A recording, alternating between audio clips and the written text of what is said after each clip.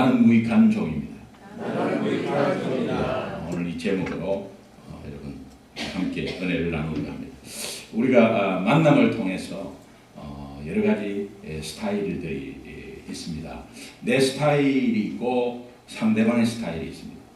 만남을 통해서 이렇게 하나가 되기가 굉장히 힘듭니다.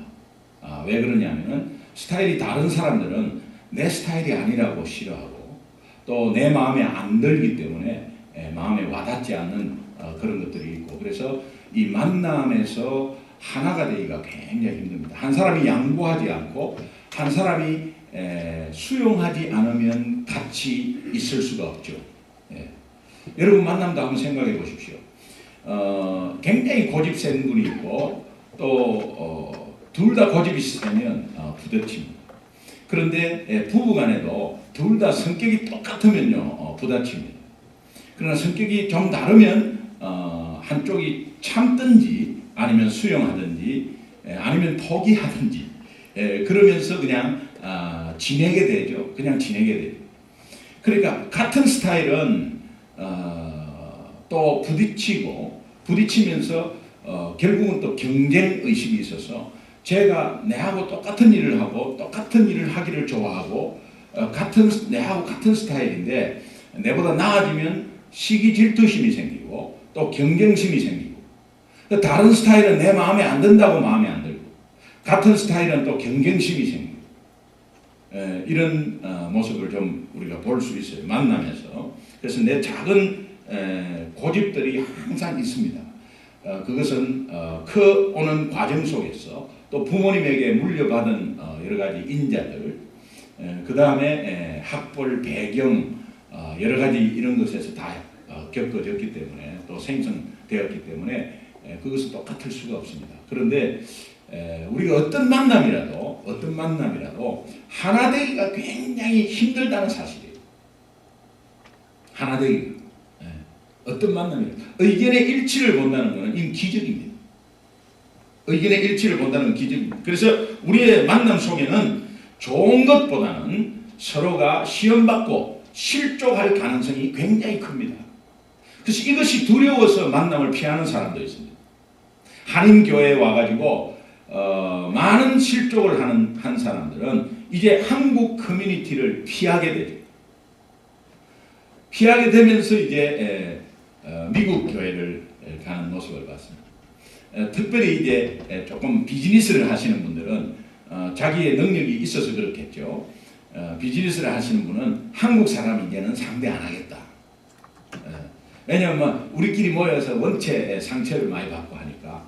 그래서 한국 사람을 안 하겠다. 그 사람은 뭐 능력이 있는 사람이죠. 우리가 뭐 한국 사람 안 하겠다고 해서 또 외국 사람, 미국 사람을 대상으로 할 능력이 있어야 뭐 이렇게 하는데, 그분은 또 그런 능력이 있는 분이겠죠. 그러나 되도록이면 한국 사람은 안 하겠다, 이런 말을 하시는 분도 보았습니다. 그러니까 어떤 만남 속에서 우리가 항상 위험이 도사리고 있는 것은 실족입니다. 실족하는. 오늘 누가복음 17장 1절에 보면 이 본문의 배경인데요. 1절을 보면 예수님이 제자들에게 실족하게 하는 것이 없을 수는 없다. 이 말씀은 뭐냐니까 항상 실족은 있다는, 실족할 수 있는 분위기나 실족할 수 있는 상황이나 이런 거는 항상 우리에게 존재하고 있다는, 실족 안 할 수가 없고 피할 수가 없다는, 항상 있다는 말씀이. 이 실족을 원어를 찾아보니까 스칸달론이라고 해요. 스칸달론은 원뜻이 덫이에요. 덫. 여기서 파생된 게 스캔달이에요. 덫에 빠지지 말고, 이게 항상 우리가 우리 삶 가운데 덫에 걸릴 위험이 항상 있다. 그러면 그는 뭐냐니까 우리 삶 가운데, 우리 교회 가운데, 가정 가운데, 직장 가운데 항상 덫이 있다는 거예요. 그래가지고 무심코 가다가 덫에 걸린다는 거예요. 그게 실족 당한다는 거거든요. 많은 분들이 교회 안에서조차도 덫에 걸려가지고 힘을 못 쓰고 주저앉아 그냥 실족한 사람들이 얼마나 많은지 모릅니다. 이 덫이 많고 우리 인생 가운데 그것을 피할 수가 없다고 예수님이 직접 말씀하고 있습니다. 그렇다면 여러분은 여러분 삶 가운데서 이 덫에 걸린 적이 혹시 없습니까? 아니면 여러분들의 삶, 여러분들의 인생 가운데서 지금까지 누군가를 실족시킨 적은 혹시 없습니까? 오늘 누가복음 17장 2절 본문 배경에 또 나오는데 17장 2절에 그가 이 작은 자 중의 하나를 실족하게 할진대 하는데 이 작은 자 중의 하나, 이 작은 자가 어떤 의미냐면 믿음이 약한 자, 믿음이 없는 자 이 뜻입니다. 오늘 우리 주위에는 믿음이 없는 자가 많고 믿음이 약한 자가 굉장히 많아요. 예. 여러분 혹시 우리가 사랑방 모임을 일주일마다 우리 교회가 하는데 사랑방 모임에 이제 새로운 사람도 있고 저 사람의 믿음이 어느 정도 되는지를 우리는 판단할 수도 없어요. 하나님만이 아시죠. 그러나 서로가 이것을 잘 모르기 때문에 믿음 안에서 은혜를 나누는 것은 굉장히 좋은데 내 사회적인 활동이나 또 내 생각들이나 아니면 정치적인 것이나 뭐 이런 것들을 이야기하기 시작하다가 나도 모르게 실족시킬 말과 행동을 할 수 있다는 거예요. 그렇다면 오늘 우리는 왜 하나가 되었습니까? 그리스도의 보혈의 피 아래서 하나가 된 것입니다. 그렇다면 오직 우리는 예수님 한 분으로 하나가 된 것입니다. 그러니까 사랑방에서 대부분 나누어야 될 것은 뭐냐? 예수님과 예수님의 사랑에 대해서 말하고 행동해야 되는 것입니다. 그렇지 않고는 덫들이 굉장히 많이 깔아놓는 거예요. 그래서 약한 자나 사랑방은 약한 자를 들어 세워주고 믿음이 없는 자를 사랑으로 포옹해서 믿음을 가지게 하는 것이 사랑방이고 또 정말 믿지 않는 영혼을 사랑방에 교회에 앞서 먼저 초청해서 그들을 섬기고 하는 것이 사랑방이에요. 사랑방 수능들이 믿음이 약하고 사랑방에 겨우 한번 나와주는 그런 역할을 하고 있는 이 사랑방 수능들의 영혼을 바라보면서 그들에게 힘을 주고 같이 합해서 힘을 주는 이런 역할을 해야 되는데 오늘 우리가 사랑방을 모여서 교회에 모여서도 마찬가지고 우리가 하는 말투 하나하나가 혹시 내가 덫을 깔아놓는 말투가 아닌가라는 것을 한번 다시 생각해 보아야 합니다. 예수님이 피차간에 실족하는 일은 절대 하지 말라라고 우리에게 말씀하고 있습니다. 이 말씀에 제자들이 반응하는 것의 처음 시작의 말씀이 오늘 본문 5절 말씀입니다. 오늘 본문 5절 말씀에 사도들이 주께 여짜오되 실족하지 마라 그러니까 이제 사도들이 예수님께 다시 물어봅니다. 물어보는데 우리에게 믿음을 더하소서 이렇게 부탁하고 있습니다. 우리는 남을 실족시키지 않기 위해서 도덕적으로 또 윤리적으로 아주 똑바로 내가 생활해야지. 그 다음에 사랑방에 가서 내가 조심하면서 내가 도덕적으로 좀 더 열심히 조심해서 이렇게 노력해서 되는 것이 아니라는 거예요. 여러분 노력해서 되면 사랑방 안 가는 게 낫죠. 사랑방 안 가면은 실족할 이유가 없잖아요. 그리고 이렇게 해야 된다라고 생각을 하면 한국 교회를 안 나오고 미국 교회 가죠. 예수 안 믿는 게 훨씬 편하죠. 노력해서 내가 실족시키지 않겠다고 하면 밖에 나가서 예를 들면 사랑방 안에서도 어떻게 조심해서 어떻게 하겠어요? 우리는 흔히 그럼 내가 실족시키지 않게 해야 되겠구나 라고 한다면 굉장히 어떤 노력을 하려고 해요. 그런 것이 아니라는 거예요. 오늘 제자들이 주님께 부탁하는 말은 믿음을 더하소서.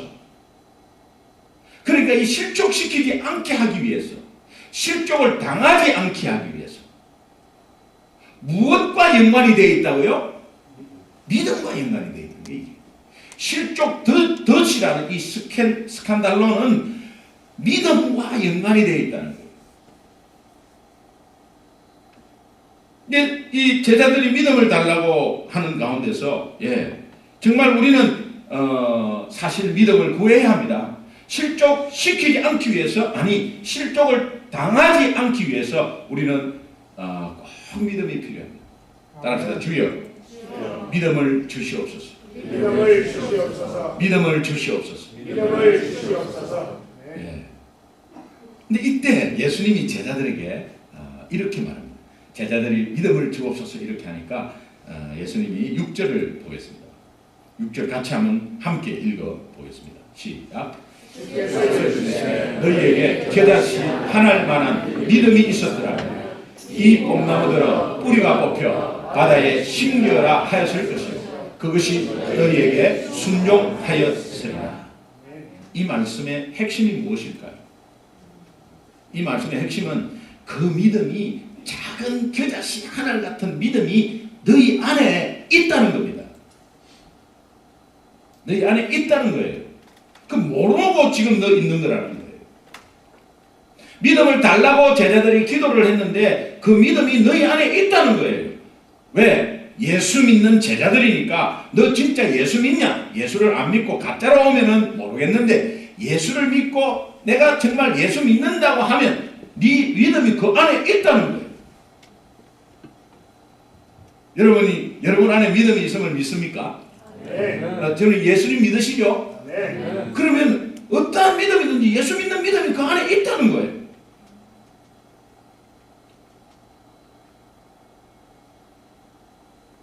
예수 믿는 믿음은 어떤 믿음입니까? 구원 얻는 믿음 아닙니까? 어떻게 보면 이건 굉장한 믿음이죠. 그런데 초신자가 새로 아무것도 모르는 분이 예수 믿었어요. 근데 그분이 나의 죄 때문에 십자가에 돌아가시고 그 십자가에 돌아가신 그것을 내가 내 마음에 믿고 입으로 시인하면 하나님의 자녀가 된다고 했는데 나는 하나님의 자녀입니다. 나 예수 믿습니다. 당신 천국 갈 확신이 있어요? 네, 있습니다. 무엇 때문에 가요? 나는 모자라고 부족하지만 나 예수 믿기 때문에 가요. 성경 많이 안 읽었어요. 그런데 나 예수 믿기 때문에 가요. 그 믿음이 겨자씨만한 믿음이라고요. 그 겨자씨만한 믿음은 주님이 보시기에 그렇지만 그 믿음은 구원 얻는 믿음이에요. 그 구원 얻는 믿음이 결국은 우리가 훈련을 통해서 이 믿음이 얼마나 귀하다는 것을 차츰차츰 알게 되죠. 알게 되니까 앞에 오는 덫을 보게 되는 거예요. 덫이 어디에 있다는 것을 보게 되는 거예요. 이 믿음을 내가 가지고 있었지만 결과적으로 이 믿음이 어떤 믿음인가를 자꾸 알게 될 때 그 영안이 열려서 앞에 있는 덫이 어떠한 크기의 덫이 있다는 거예요. 그러니까는 그 덫이 있다는 것은 내가 덫을 깔지 않는 겁니다. 오히려 그 덫을 제거하고 나아가는 거예요. 그 믿음의 불씨, 겨자씨만한 게 있다는 거예요. 믿음을 달라고 하지 마라. 믿음이 있다는 거예요. 그렇다면 여러분은 기도를 어떻게 해야 되냐면 믿음을 더욱더 내가 견고하게 아니면은 믿음이 있는 이 믿음이 내가 다 믿음의 양파 껍질을 좀 벗겼어. 이 믿음이 얼마나 귀한 믿음인지 구원을 얻는 믿음인지 아니 실족을 시키지 않는 실족을 하지 않는 이기는 믿음으로 승화시켜 주시옵소서 적용케 하여 주옵소서 이렇게 기도를 해야 된다는 거예요.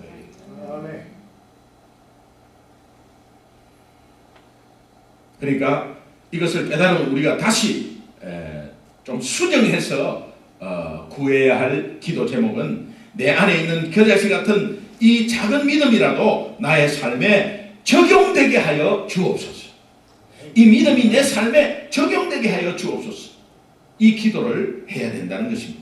오늘 본문을 통해서 저와 여러분이 정말 주님 앞에 또 기도해야 될 것이 우리 삶의 현실에 적용되기 위해서 내가 꼭 해야 할 것이 하나가 있습니다. 믿음을 달라고 제자들 했는데 네 믿음이 그 안에 너 안에 있어. 너가 몰라서 그렇지 그 작은 게 있어. 그렇다면 네가 이제 기도 수정해라. 그것은 믿음을 달라고 하는 것이 아니라 이제는 믿음을 내 삶 속에 이 작은 믿음이라도 적용케 해달라. 그 다음에 그 믿음이 얼마나 소중하고 얼마나 귀한지를 깨닫게 해달라. 그 기도를 할 때 실제로 그 기도해가지고 이제 적용을 하는 그 시점에 네가 꼭 해야 할 것이 하나가 있다는 거예요. 10절 후반부 말씀인데 10절 후반부 말씀인데 오늘 제목과 같습니다. 같이 한번 읽어보시죠. 시작. 우리는 유익한 자 우리가 하여야 할 일을 한 것뿐이라 할지니라. 네가 무슨 일을 하든지 교회에서 봉사를 하든지 직장에서 무슨 일을 하든지 가정에서 어떤 일을 하든지 네가 가사를 분담을 하든지 네가 어떤 일을 하든지 네가 다 맡든지 남편이 하나도 안 도와주든지 다 어떤 일을 하든지 우리가 해야 될 선언이 하나 있는데 그것은 나는 무익한 자입니다. 내가 당연히 마땅히 해야 될 일을 한 것뿐입니다. 이것을 하나 먼저 우리가 해야 된다는 것. 이것은 다시 말하면 권리 포기입니다. 내가 가지고 있는 권리를 포기하는 것. 여러분, 우리의 믿음이 작동해서 우리 삶 가운데 작동해서 우리 믿음이 우리 삶 가운데 적용해서 이 믿음은 분명히 우리의 삶을 이길 믿음이거든요. 하나님이 구원을 주신 믿음이니까 어마어마한 거죠. 그런데 그것을 가지고 있는 것을 깨닫지 못하다가 이제는 이것을 깨달아서 어떠한 문제가 와도 내가 시험이 오는 상황이 와도 실족할 상황이 와도 어떤 가정 속에서의 어떤 관계 속에서 깨진다 할지라도 이 믿음 가운데서 이것이 우리 삶을 이기게 할 때 그것이 가만히 해서 이기는 것이 아니라 오늘 우리가 하나님 앞에 해야 될 일은 단지 어떤 노력이 아니라 권리를 포기해버린다는 거예요. 아멘. 여러분의 부인된 권리를 포기하십시오.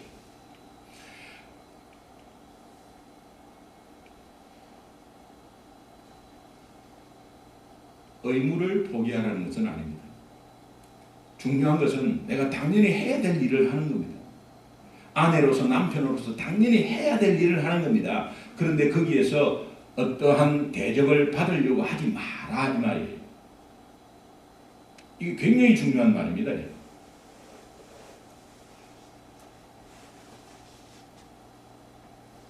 오늘 우리는 내가 가지고 있는 이 권리를 내려놓지 않기 때문에 내가 가지고 있는 이 작은 믿음이 현실과는 물과 기름이 되는 거예요. 분명히 예수 믿고 있는 사람인데 왜 넘어지나? 분명히 예수 믿는 사람이에요. 그 사람이 예수 믿는 사람이 아닌 게 아니에요. 분명히 예수 믿는 사람인데 왜 얼굴에 빛이 안 나고 왜 얼굴이 시무룩하고 쭈구리하고 왜 얼굴이 시커먼냐 이 말이에요. 예수 믿는 사람이에요. 제가 볼 때는 확신해요. 예수 믿는 사람이에요. 그런데 가정에서 넘어져 버리는 거예요. 분명히 예수 믿는 사람이에요. 그런데 직장에서 넘어져 버리는 거예요. 교회에서 딱 넘어져 버리는 거예요. 예수 믿는 사람인데 내 꼴 보기 싫은 사람이 왜 없겠어요? 그것은 덫입니다. 스칸달론. 덫이에요. 덫임을 우리가 파악할 수 있는 이것이 그냥 믿음이 막 좋아진다 이런 것이 아니고 내가 가지고 있는 권리를 내려놓을 때 그것이 보이는 거예요. 그것이 보이는 거예요. 볼지어다 내가 문 밖에 서서 두드리노니 누구든지 내 음성을 듣고 문을 열면 예. 하나님이 몽땅 다 해주면 가만히 앉아있어도 되는 것입니다. 그러나 내가 할 일은 있잖아요. 내가 할 일이 있다면 하나님이 하실 일이 있어요. 하나님은 섭리 가운데 우리를 인도해요. 그런데 내가 움직일 게 있잖아요. 여러분은 예배를 나와야 되잖아요. 여러분은 하나님이 은혜를 딱 준비했는데 그 은혜를 준비하는 것에 여러분의 의지가 가야 되는 거예요. 문을 열면 누가 열어요? 예수님이 억지로 막 안 열는데 막 열어가지고 막 이렇게 하지 않습니까? 문을 열면 내가 들어가겠다는 거예요. 녹뱀을 보면 산다는 거예요. 보는 것은 누가 보느냐 이 말이에요. 오늘 내가 할 일은 권리를 포기하는 그것만 하면 내가 다 역사하겠다는 거예요. 아멘. 승리를 해주겠다는 거예요. 이 약속에 우리가 권리 포기하는데 뭔 손해가 있어요? 손해 없습니다, 여러분. 손해 보는 것 같습니까? 아니에요. 제가 이 본문 말씀을 묵상하면서 한 주 내내 저에게 스스로 한번 던져본 질문들이 있는데 누가복음 17장 7절 같이 한번 읽겠습니다. 같이 한번 읽겠습니다. 시작. 너희 중 누구에게 밭을 갈거나 양을 치거나 하는 종이 있어 밭에서 돌아오면 그대로 곧 와 앉아서 먹으라 말할 자가 있느냐. 이때의 종은 그저 주인한테 생명 맡기고 있는 거예요. 주인이 죽이면 죽는 거예요. 그러니까 종은 사람 취급이 아니라 직업의 축에 속하지 않았어요. 그게 사람 축에 못 들어가는 게 종은 짐승하고 비슷해 다. 그래서 열심히 밭에서 일해도요. 주인이 밥을 먹으려고 딱 하면 밭에서 일해도 와갖고 주인 상을 차려줘야 되는 거예요.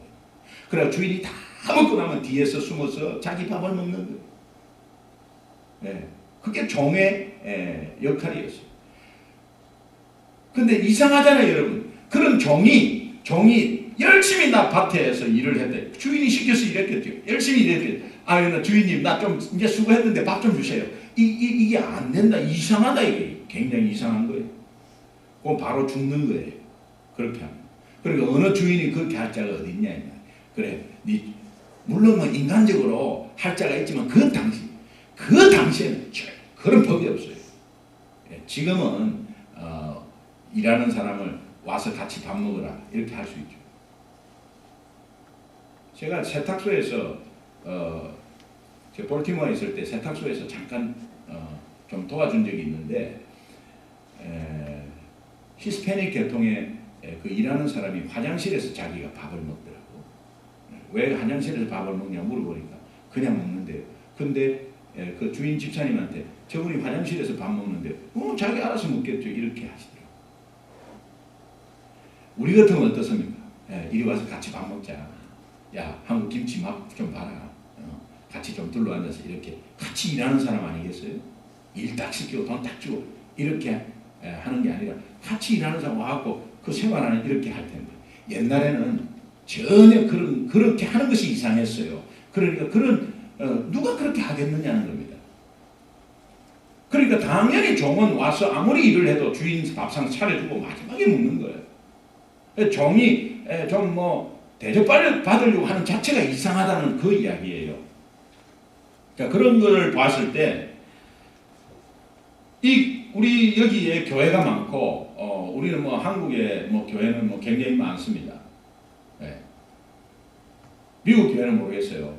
제가 이렇게 여러 가지 듣고 나서 한국 교회에 담임하는 담임 목사가 밭에서 열심히 수고했던 자기의 과거를 내다보이면서 앉아서 대접받으려고 하는 일들이 한국 교회에 얼마나 많습니까? 우리 많이 봐왔지 않습니까? 그러고 나서 은퇴할 때 이렇게 자기 아들을 심고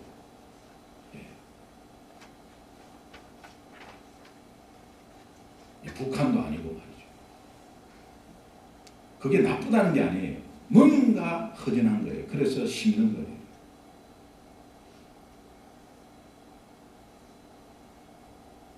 그런 분들이 굉장히 많이 있음을 저도 봐왔고 여러분도 봐왔습니다. 그런데요, 제가 기도하는 가운데서 그 주인공이 나 자신이 될 위험이 굉장히 많음을 봤습니다. 저는 중간에 온 목사가 아니잖아요. 개척했잖아요. 늦게 개척하든 어떻게든 개척했잖아요.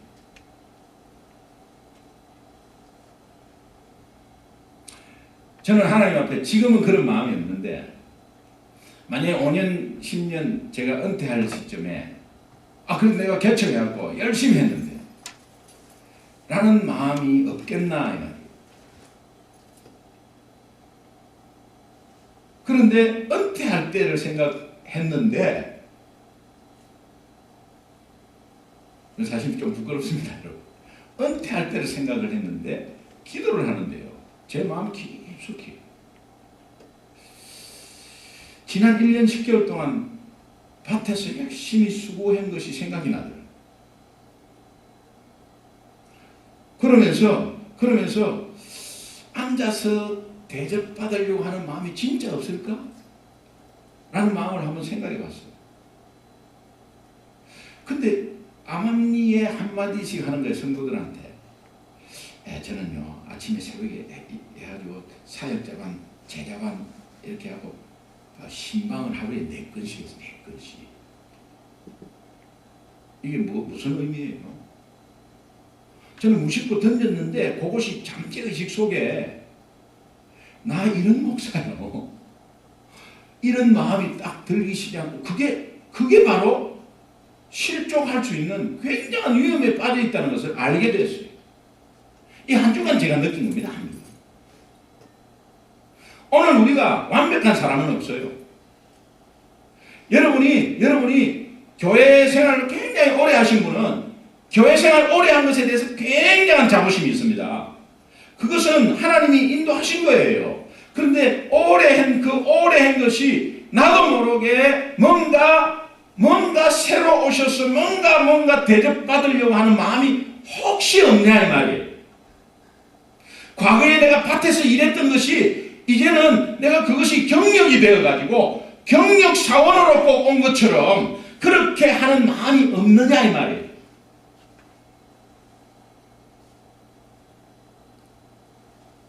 저에게는 그런 마음이 있었어요. 무엇이 속에 뿌리 깊숙하게 들어가 있었어요. 여러분 앞에 사과를 드립니다. 그리고 이거와 싸우겠습니다. 정말 믿음으로 싸우겠습니다. 믿음으로 싸우겠습니다.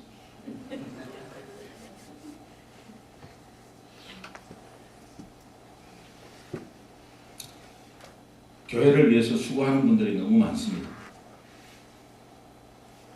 누가 개척교회, 일 많은 교회 누가 오겠어요? 여러분이 소중한 교회에 와서 너무 수고 많이 하는 것에 어디 가슴이 찡할 때도 있어요. 근데 내가 밭에서 수고 많이 했으니까 이제 내가 앉아서 대접받을 자격이 충분히 있어. 이런 마음이 조금이라도 내 마음속에 들어가 있다면 교회는 디클라인 되는 거예요.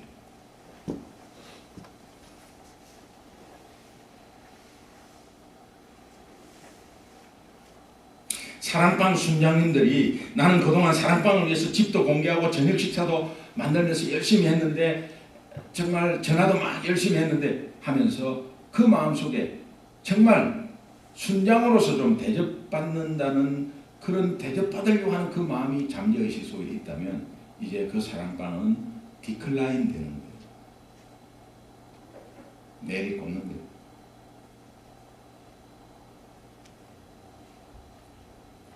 교회는 영향력을 잃게 되고 하향길에 접어들기 시작한 때는 그때부터예요. 제가 아차 싶었어요. 번쩍 떠이는 거죠. 하나님이 이 말씀을 준비할 때 주의 종에게 하나님의 말씀을 가장 먼저 들려주는 게 너무 감사해요. 그 한 주간에 느낀 거예요. 이거 한 주간에. 그 전에 이런 걸 못 느끼고 한 주간에 느낀 거예요. 이 느낀 것은 제가 잊지 않고 메모합니다. 저에게도 그런 것이 좀 있다는 것을 제가 알았어요. 이제는 신방 하루에 4건씩 하고 뭐 사역자 훈련, 제자 훈련 하면서 막 이런 거 난 말 안 할 거예요. 혹시 말하면 뺨을 한 대 때려주세요. 너 또 그런 마음 또 생겼구나. 그 말을 왜 하는 거예요? 제가 목요일까지 이 말을 했습니다. 죄송합니다.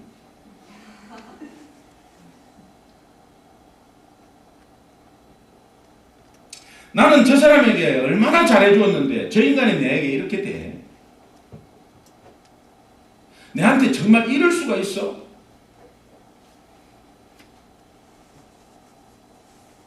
내가 지를 어떻게 했는데 지금 이런 대우를 해? 내가 여기에서 꼭 지금 저 사람하고 같이 있어야 돼? 내가 지금 어떻게 저 사람한테 해줬는데? 라고 하는 이 권리를 포기하는 여러분 되시기를 주님의 이름으로 축원합니다. 놀라운 은혜가 있을 겁니다. 오늘 본문을 통해서 저와 여러분이 주님 앞에 기도해야 될 한 가지 기도 제목이 있다면 권리 포기. 옆 사람하고 한번 인사합시다. 이제 포기하시죠. 이제 포기하시죠. 따라합시다. 하나님 앞에 나의 권리를 포기하게 해 주옵소서. 예, 잘 포기가 안 되니까 기도하는 거예요. 가정도 마찬가지 아니겠어요? 가정. 여러분의 가정이 어려워지기 시작한 시점이 언제부터입니까? 언제부터입니까? 한번 생각해 보십시오. 결혼하고 내가 시집살이 하면서 시부모 모시면서 얼마나 종노릇하고 내가 애를 썼는데 당신이 지금 내한테 이러기야? 내가 처자식 먹여 살린다고 몸 돌보지 않고 뼈가 빠지도록 밭에서 얼마나 고생을 했는데 당신 내한테 이렇게 대할 수 있어?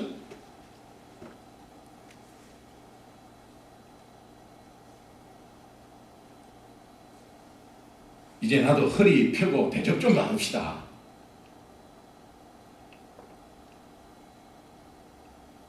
이렇게 할 때부터 여러분의 가정이 어려움이 왔다는 것을 혹시 모르세요? 그동안에 여러분이 가정적으로 볼 때는 각자의 삶 속에서 얼마나 수고가 많았습니까? 자, 예를 들어서 남편을 한번 봅시다. 남편들이 지금까지 수고한 일들을 말로 다 하겠습니까? 글로 표현하겠습니까? 열매가 많이 없었지만, 많이 보이지 않았지만 하나님은 아실 겁니다. 가정을 위해서 얼마나 수고했는지. 이민사회에서 가장 노릇하기가 얼마나 어렵습니까? 얼마나 어렵습니까? 허리가 휘도록 일하고 집에 돌아오면 별로 남편 대접도 못 받고 외롭게 왕따 당하고 있는 우리 남성 동지들 불쌍합니다.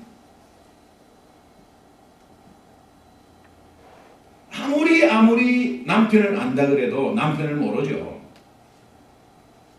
남편의 외로움이 있습니다. 뭐 여자가 없어서 외로움 이런 게 아니고요. 그 인생에 외로움이 있어요.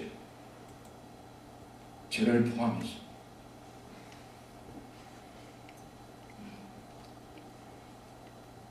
그런 상황 속에서도 가정을 지키려고 애를 쓰고 고군분투하는 우리 아버지들, 남편들 주님의 이름으로 축복합니다. 예, 저를 포함해서 축복합니다. 우리 여성 동지들 남성을 위해서 박수 한번 치죠.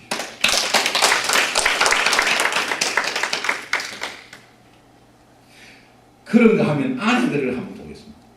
아내들을 한번 보겠습니다. 그 수고는 얼마나 또 눈물겹습니까? 요즘 경제가 더 어려워지고 자녀 교육, 양육이 너무 어려워지면서 아내들은 정말 가정 살림하기도 힘들고 그러니까 특별히 이민사회에서 아내들은 직업 전선으로 나가지 않습니다. 남자들보다는 훨씬 더 초이스가 많으니까 밖으로 나가게 되죠. 한 푼이라도 몇백 불이라도 벌면 도움이 되니까. 예, 파타임이든 어떤 타임이든 하여튼 나가게 되죠. 아니면은 남편과 같이 일을 하게 됩니다. 한국에 있으면 집에서 내무부 장관 노릇을 할 텐데 결제하고 여보 다음 달 용돈 알았어 아꼈어요. 여보 친구 결혼식인데 부조금 어떻게 당신은 이 부조금을 아니 내가 10만 원을 좀 10만 원 당신 돌았어요 5만 원만 해요 이래갖고 또 이 결제를 받아야 합니다. 한국에 있을 때는 내무부 장관 역할을 좀 했어요. 여기 와서 가사일 뿐만이 아니라 아이 픽업, 라이드, 교육비, 매달 날라오는 빌, 집값, 수도세, 전기세, 차값 나갈 게 얼마나 많습니까? 그것 때문에 밖에서 파워 우먼으로 정말 하기 싫은데 해야 되는 그 입장 속에서 열심히 살아가는 이 땅의 아내들, 어머니들 빠듯한 살림살이의 열악한 환경 속에서도 아이와 남편 뒷바라지에 혼신을 다하는 아줌마 여성 동지들 특별히 혼자 아이를 키우면서 생활전선에 나선 억척 어머니들 보면 가슴이 찡합니다. 예. 너무 수고하셨고 뜨거운 박수를 보내는데 기립박수 보내고 싶지만 우리 남성 동지들, 여성 동지들한테 한번 박수로 격려합니다. 너무 수고하셨습니다. 이처럼 우리 모두는 밭에서 수고 많이 했죠. 비록 수고했지만 또한 안에서 내가 가정을 위해서 애를 많이 썼지만 하나님 앞에서 나의 권리를 반납하고 섬기는 종으로 살겠다고 고백한다면 그 가정은 다시 일어설 수 있어요. 아멘. 내 권리를 주장하면서 나 이렇게 했었잖아요. 그래 니만 했었냐? 나도 했었다. 한판 붙는 겁니다. 내가 니한테 얼마나 해가지고 뼈 빠지게 벌어가지고 너 등록금 됐는데 네가 이렇게 할 수 있냐고. 저도 한때는 그런 말이 나왔어요. 네가 그렇게 할 수 있냐고. 그렇게 할 때 자식에게 엄청난 상처를 주고 그러면서 그 아버지의 부모에 대한 권리를 내려놔요. 내가 밭에서 너 부모로서 내가 밭에서 얼마나 수고했는데 지금 아이를 키우는 부모님은 잘 기억하고 들으십시오. 열심히 하는 것은 당연히 하는 것입니다. 남편 역할, 아내 역할은 마땅히 해야 되는 거예요.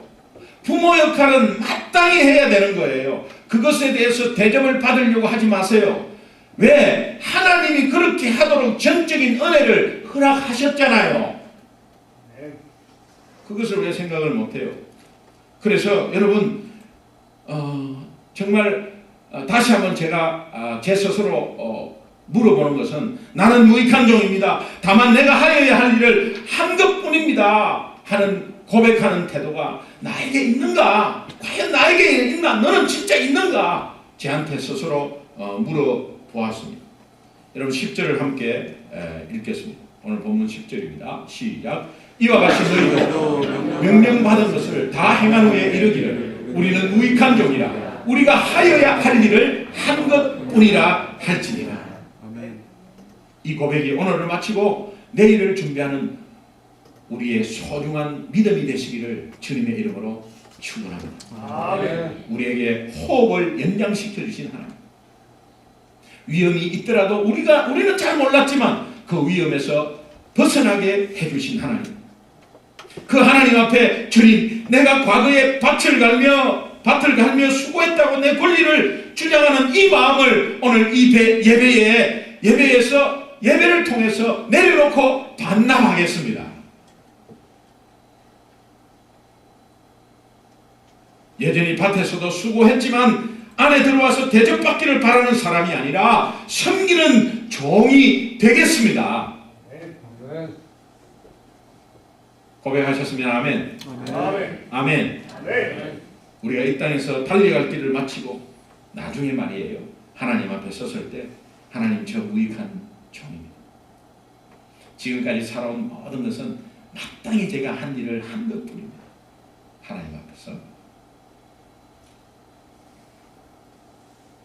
그렇게 하면서 주님 다스리는 그 나라로 들어가서 영광을 누릴 때 얼마나 멋집니까?